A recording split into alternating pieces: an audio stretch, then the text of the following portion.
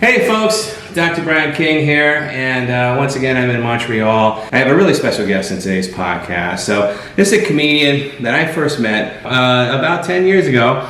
I met her working comedy shows in New Orleans, Louisiana, and she was one of my first podcast guests back when I started with a little radio station I was doing. Our lives have gone in different directions ever since. She moved to New York. I did my thing. We've been in touch over the years. In fact, she actually contributed to my first book that came out about 5 or 6 years ago called The Laughing Cure. Still remains one of my favorite inclusions because it's the only point that in the book where somebody is arguing me.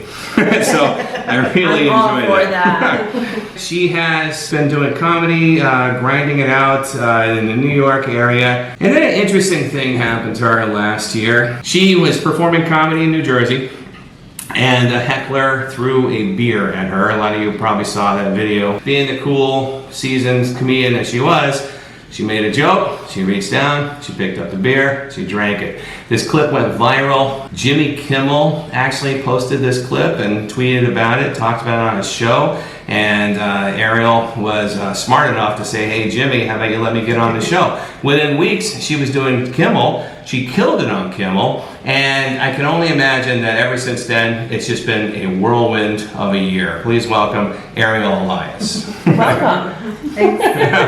How are you? I'm good. I'm chill. It's very nice. I'm here, I'm there, I'm everywhere. Blues, women, and blues. I'm here, I'm there. So has it just been like an absolute crazy time in your life? Yeah, it's like a crazy time that I think I was ready for, because that's the goal for every comedian is to be playing at a lot of clubs and have people come out to see you and have attention, which I love attention. So it is crazy. It's crazy in this way where it's this thing that happens overnight, but you've been working 12 years towards getting that. I know. And there's so many comedians out there going, why can't I get a beer thrown at me? Well, when are you ready to respond in that manner? Where it's like brownie points. Yeah. It did fuck me up a little bit. Yeah. No kidding. Yeah. Like I remember when I compartmentalize my feelings a lot, and I don't process in real time very often. And I remember getting home and telling my husband about what had happened, and I was like, look, at some point I am going to very inappropriately cry, and it'll be at a weird time, because I know that's, and then truly, 3 months later we were ordering food, and he goes, hey, I think you might have ordered a little too much food, and I burst into tears, and he's like, I'm sorry, it's the right time. I was like, no, this isn't about that, this is about the beer can. Yeah, it's still running in the back of your mind. I could totally empathize with that. Yeah. No, I mean, whatever the outcome, obviously, it's still a very, it's an aggressive act. It's something that, something that happened to you that you weren't expecting. You're trying to make people laugh, and somebody does something like this to you. I mean, it screws with your set a little bit. So it's good. I've had moments where just somebody yells at me, and it messes with me for like a month. Yeah, for sure. Like, man, I really hurt that person's feelings. Because you don't want to be like the bad guy when you're doing comedy, Right, but there are things that'll just set you off sometimes, and you overreact because you have adrenaline. And yeah. I was opening for Gianmarco Cerezi, and he had started tweeting about it when it happened. Mm-hmm. And then he also had his camera set up. And afterwards, he immediately gave me a hug. Everybody was like, "Are you okay? Are you okay?" And I was like, "Yeah, I'm okay." Is nobody gonna tell me I handled that well? I feel like yeah, no kidding. But everybody was so concerned for my well-being or whatever. And and then he was like, "Did you get that on your camera? Make sure, because if you didn't, I have it too." Mm-hmm. But I had it on mine. And then that night, I got home. I had called my husband from the club. I told him about it, and then. I didn't sleep at all that night. I had a ton of adrenaline. And the next one, my plan was just to sort of give it the weekend and then clip it up and post it. And I was like, I didn't sleep. I'm just going to do this now and get it over with. And I posted it while my husband was at work, and he came home and he was like, I don't know, maybe you don't want to do that. I feel like you're going to get a lot of hate because it's a Trump thing. And then it went viral immediately, and he was like, never listen to me. Yeah. He was like, your instincts are right. Just trust your instincts. How did it go viral? How? I mean, yeah, do you know, like, at what point did it just catch on, or? Like immediately. Really? There was no, I mean, when Gianmarco was tweeting about it, it had already started to get like a little attention. Okay. And then I just took a screenshot, because he had tweeted about, I think he said something of like, you know, for everybody crying about cancel culture or whatever, like Ariel actually just like had something happen and handled it well. And then I took a screenshot of the video of the can hitting behind me, and I said, like, to answer the most obvious question, I did pick it up and drink it. And that picture, the screenshot, got a lot, and I was like, oh, okay. So I think there are already here. And then and just like immediately. Wow, that's pretty awesome. How soon was it until Kimmel came across him? That day that I posted it, he retweeted it and said 5 stars for this flawless performance. And I've been trying to get on late night for a couple of years. I've submitted tapes, not to Kimmel because he doesn't usually have stand-up, which I didn't realize. But I've been trying to get onto other shows. I've been rejected from shows.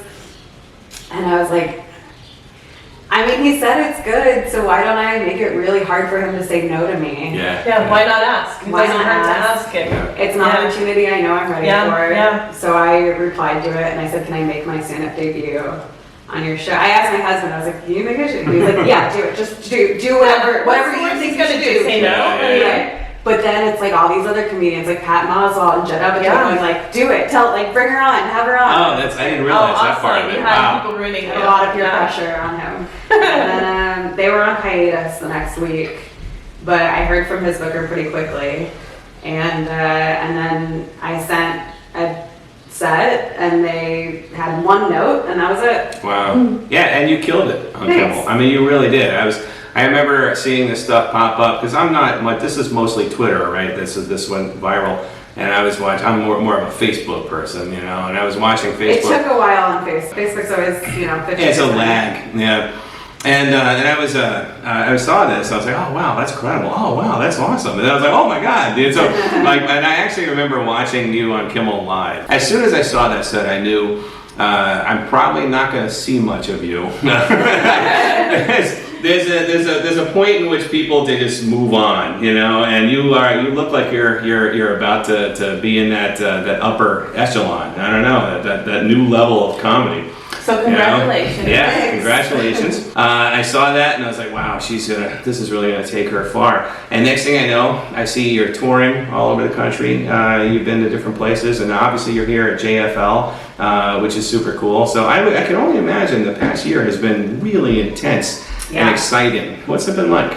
Really intense. I don't use my words, argue with me, like in the book. I feel like for years I've been trying to prove myself and to say like I'm ready for this, and it's nice to have a manager and an agent, which I didn't have before. And I think we're sort of in an era, and no shade on any of these people, but there's a lot of like TikTok stars who then do live shows and come to comedy clubs, and then a lot of people are fans of them and go and think that that's what stand-up is. And I'm like a very traditional stand-up comedian. Like I'm not a crowd work comic, despite that video. I love jokes and structure and an arc. So it's really cool to get to go and do these things that I like. You just want like the chance to go, right? Yeah, to show that you know your stuff. Right. Yeah. So it's cool. It's also very cool. Like a lot of my stand-up is about growing up Jewish in Kentucky, and that was such an isolating experience. And there's something very cool. I love going to like southern cities because there are so many other people who come out who are like, I also grew up like Jewish. I was the only person, and that feels really nice. Yeah, that's super cool. What have been some of the highlights of things that have happened this past year? Doing Kimmel, meeting Sherry Shepherd. She's very cute and nice. I think like the first time I deposited a check that was more than my rent, I was like, oh, okay, all right. That felt really good. Having to like get an accountant, that's a really cool feeling. It's a good problem to have. I opened for Maria Bamford at Moon Tower and Laura Kilmartin. Those were really cool experiences because before this year I had never opened for another woman before. And I never really appreciated that before. Wow. Yeah, we talk to our daughter Alyssa all the time, and we were actually this week talking about role models and that's why it came up because we're talking about you. Right. Because she's actually gone to comedy shows since she's about, I think, 3 weeks old or something. Yep. When we can, we bring her to shows. And it's pretty rare, in the lineup of a night to have a female comic. I mean, it is. And so, whenever there is and she's able to attend, we're always so grateful for her to be able to see it. Because she actually really loves telling jokes. She'll go to the mics, and when she's allowed, she'll go up and tell her jokes and things like that, too. And so it's really great for that, ability to see that. Yeah. Clubs are getting better about it, especially in the city, but the road is still mostly male. Right. Yeah, for sure. Well, it is a male-dominated industry, and that's something I always forget, being a male, but it's true. And having a daughter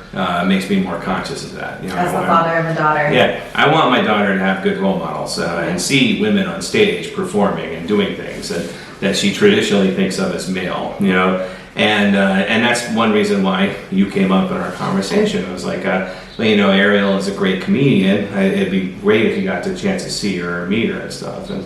But it's interesting because the passage in my book that I asked you to comment on. So I published this book about 6 years ago or so, and I talked about why there's more men in comedy than women, and part of the reason for that has to do with the fact that women really appreciate a sense of humor in an attractive partner or somebody they find attractive, And men are driven to be funny to impress women. That's kind of the argument that I made.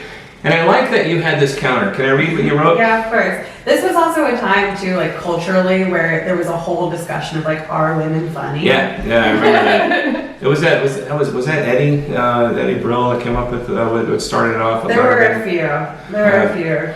So this is what you had to say, and this is what's included in my book. Women may laugh more than men for a number of reasons, but it's important to keep in mind how many of our behaviors are learned. Throughout our lives, we're taught over and over via TV, movies, and our own mothers that if we want to attract a man... Just a shot at my mom. Yeah. If we want to attract a man or let him know that we're interested, touch his arm, laugh at his joke, even if it's not funny. For a long time, a woman's role was to stroke her man's ego, although this attitude seems to antiquated. I think laughing a lot is a result of that legacy. You're not actually that funny. Remember, we're told to smile while we're walking on the street, to seem pleasant and approachable at all times. The term for a woman's face that isn't smiling or laughing is literally called resting bitch face, which I really like that. And I have never in my life heard of a man's face described as the same, or even resting asshole face. And it was that phrase, when you sent it to me via email, I think it was, and I was like, oh yes, I'm putting this in my book, verbatim. This is brilliant. All valid points. Right, absolutely. I mean, all valid points, but so... Thanks for being open to disagreement. Yeah, of course. Yeah, I'm not gonna, if you have a good point, disagree with me all you want, So you opened for Lori, that's pretty great. That's really cool. Yeah.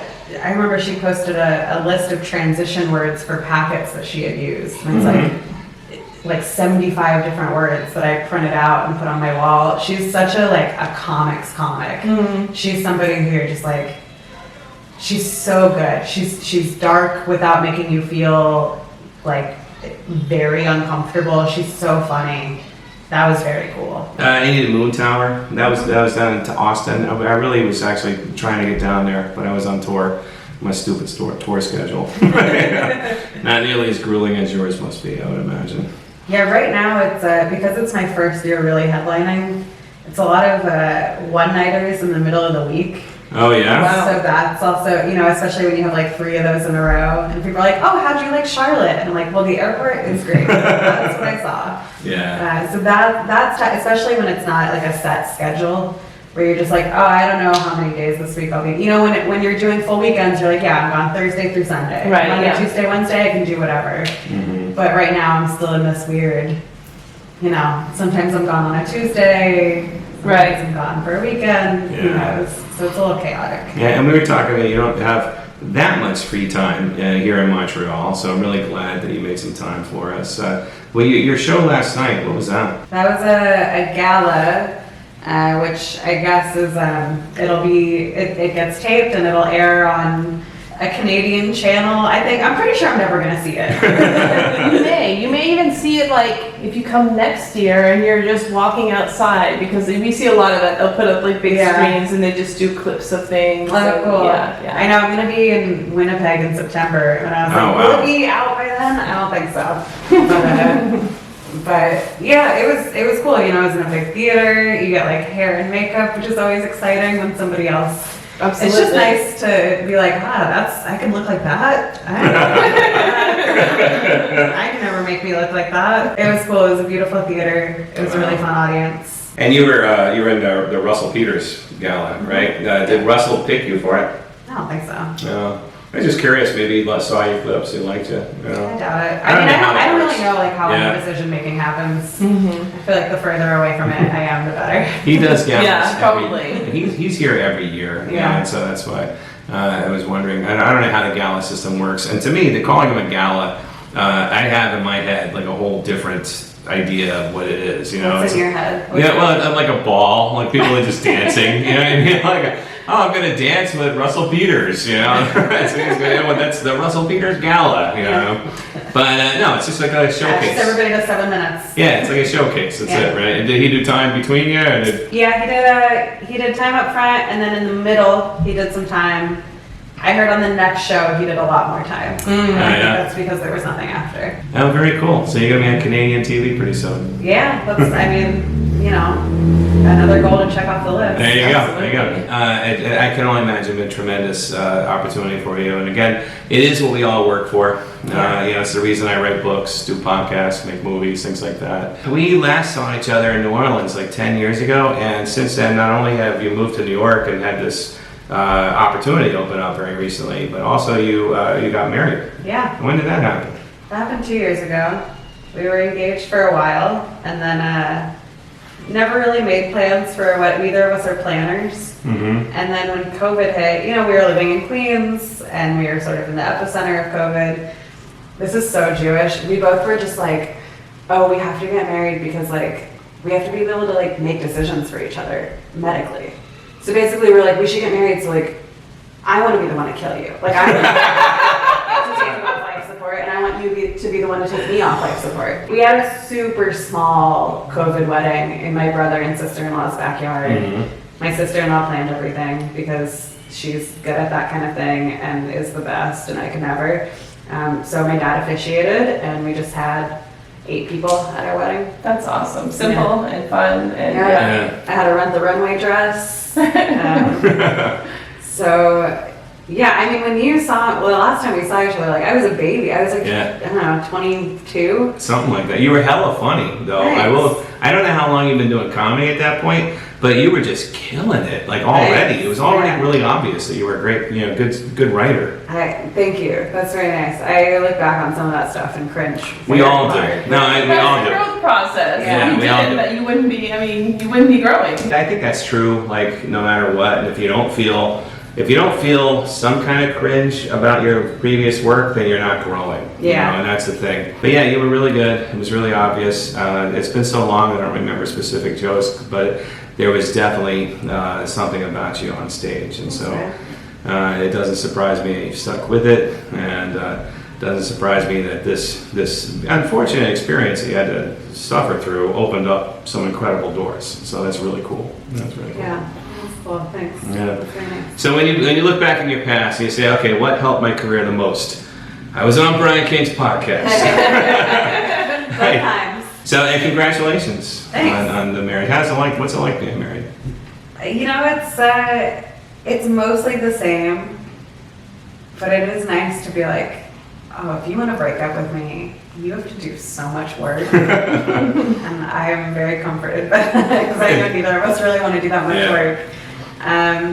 It's not even, he's the best. Like, he's just the best. So I think like that's the whole I don't know. He's just nice. He's a nice person. Is he a comedian? He used to do stand-up. He doesn't do stand-up anymore. He quit. I think when COVID hit, he kind of stopped and then felt like he didn't have anything to say, really. Mm-hmm. And like maybe stand-up was not the outlet for him anymore. But he writes. He was a TV writer. He made a pilot with Nate Bargatze. He co-wrote Anthony DeVito's one-man show. So he's still like in the world, which is also the best to have somebody who like understands this world and did stand up long enough. You know, I can talk to him about all of like the JFL stuff and he understands, but he's not in it. Yeah. Well, if you were both in it, that would be great to some ways, but that would severely complicate things as well. Yeah, of course. Yeah, my sister's a chef, and it's really hard because she has really irregular hours, and she always has to work holidays and all these things. So unless she's dating a chef, they don't quite get it. Right. It's the same kind of, Yeah, you need somebody who like understands that intensity, who understands why you're gone all the time.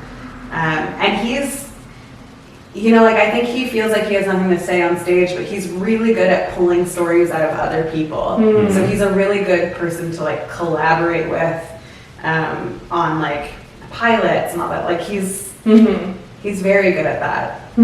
Does he help you write? He would if I let him. I'm very stubborn. I need somebody who's not that close to me to help me write. It can't be somebody who I love dearly and whose opinion I really care about, because then I get really precious about stuff and very defensive. I think in our relationship, I think Sarah inspires jokes. You know, if she doesn't write them, it definitely inspires them. Like I have a lot of material that I've written as a result of our relationship or dynamic or something. I have this ability to make really interesting and unusual connections and see things that people don't. So I'm sure if I like applied myself and I wanted to, you know, I would come up with some interesting things for jokes. But no, I've never really wanted to be on the stage in that way. So Yeah, no, my husband's like he is the funniest person I know. Yeah. And he always does like anytime he sees me, he's like, oh, I have a tag. So what's coming up on your schedule? I mean, like we talked about how crazy it's been. How crazy, do you still have a packed year for the rest of the year coming up? I have some stuff coming up. I'm doing a weekend in Wilmington, North Carolina at the end of August. That is one of my favorite comedy clubs. I've never been there. I'm real excited. I'm coming back to Canada. I'm doing JFL Toronto in September, and then I'm going to Winnipeg at the end of September at Rumors.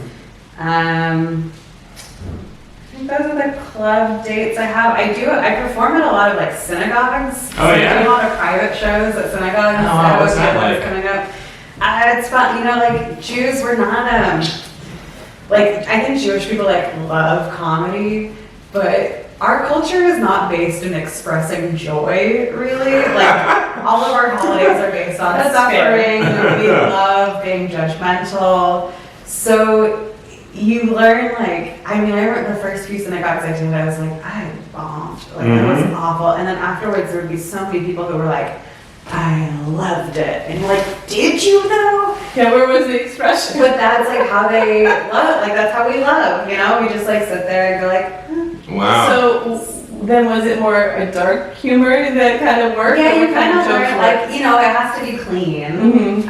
Also, it really depends. Some synagogues, they'll put it in a social hall, or I did one where they like really made it look like a comedy club. It was very cool. And then other ones, you are in the sanctuary on the bima on stage, and like the ark is behind you, and you're like, yeah, this feels weird for all of us, right?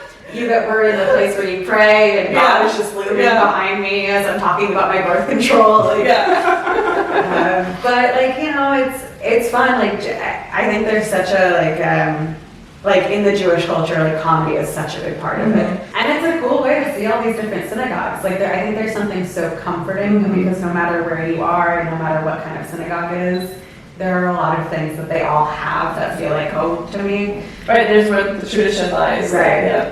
So, you know, just being surrounded by like books and, you know, always just like these like everybody wants to tell you a story and hold your hand, and it's very nice, and the food's never that good, and I really love it.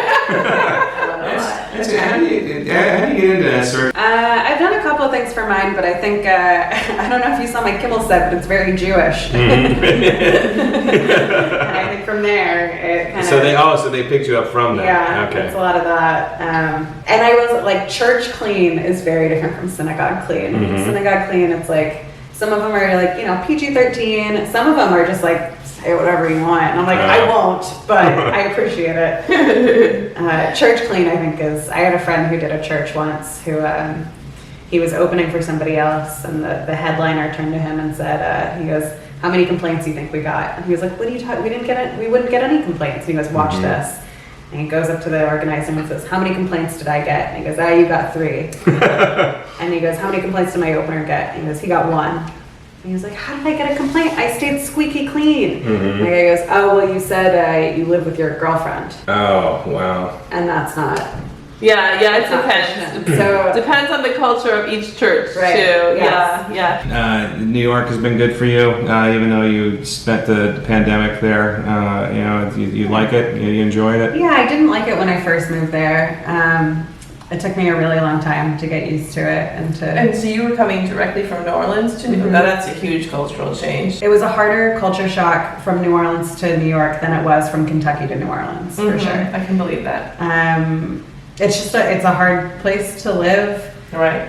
But now that I found the neighborhood that I love living in, I like have my friends and feel a little more solidified. I will say if I didn't do stand-up, I would not live there. I'm more of like a nature girl than city girl, but it's cool. I'm happy. I don't know if it's like I'm happy there or if I'm just like happy in general right now. Got a lot of reason to be Bless happy. you. Your career's blowing up. You've got a wonderful husband. It sounds like nice neighborhood in Queens. Yeah, no, that's good. And you're in Montreal for the first time. Yeah. So this is your first time here, huh? This is my first time in Montreal. Technically it's not my first JFL because I was a new face in 2021, but we weren't allowed in Canada, and so it was in Los Angeles. There was no real party afterwards. There was a curfew. We didn't have other shows. It was just your new face show. So there was no like all the excitement, and the party atmosphere was not really there. Right, yeah. But it was like a thing you put on your resume and you're proud of it. But it's cool to I would actually- imagine, but a festival without the festivities is a little bit It's tough. Yeah. It's tough. It was very isolating. Here, it's like everybody's staying at the same hotel, and there was like, you put yourself up, and you're trying to hold on to all the money that you can, so you're you're like, what's the cheapest, jankiest hotel I can stay at? That was a tough way to turn 31. I had my birthday. I turned 31 at New Faces. Oh, wow. Well, I'm glad you're able to experience now. Yeah. It doesn't sound like you have a whole lot of time on your hands, but hopefully you'll see some of Montreal. We love it. Yeah, I walked around today. I went to the Old City. You can follow me on everything at Ariel_comedy. Go to my website, arieleliascomedy.com. Dates added all the time. Wow, and they really are being added all the time. I sign up for my newsletter. It's fun. I am now on your newsletter, and I get them, and I'm like, I can't believe where you're going right now. Obviously, your career is doing really well, and I hope it continues, and I hope it continues to grow. And that's awesome. I'm so glad you took some time to come visit with us today, and thank you. Appreciate it. Thanks for having me. Congratulations on your new book. Thank you. Everybody who's watching, listening, whatever, please follow Ariel. She's fantastic. One of the first, guests that I ever had on a podcast, and here she is back again, like 10 years later. Anyways, folks, this has been On the Road with Dr. Brian. Thanks for paying attention. Bye-bye. I'm here, I'm there, I'm everywhere. Blues, women, and booze. I'm here.